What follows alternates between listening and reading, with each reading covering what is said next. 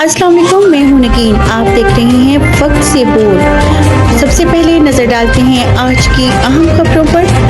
Mohammad Asghar but ने लाहौर में ईद उल अजहा की नमाज और सुन्नत इब्राहिमी का फरीज़ा अदा किया।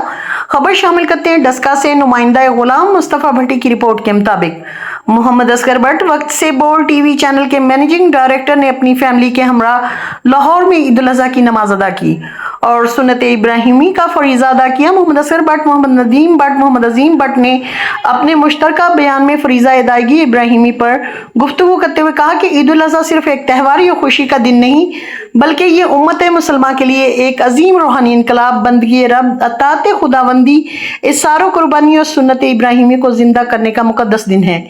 ये दिन हमें याद दिलाता है कि अल्लाह ताला की रजा के सामने अपनी ख्वाहिशात, मोहब्बतों और दुनियावी मफादात को कुर्बान कर देना ही असल कामयाबी है। ईद उल अजहा का सूरज जब तलू होता है तो फिजाएं तकबीरात तशरीक से गूंज उठती हैं। हर तरफ अल्लाह अकबर की सदाएं बुलंद होती हैं। गोया पूरी कायनात अपने रब्बे करीम की किबरियाई का ऐलान कर रही होती है। कुरान मजीद में इरशाद फरमाया गया है, अल्लाह तक ना उनका गोश्त पहुंचता है ना खून, बल्कि उस तक तुम्हारा तकवा पहुंचता है।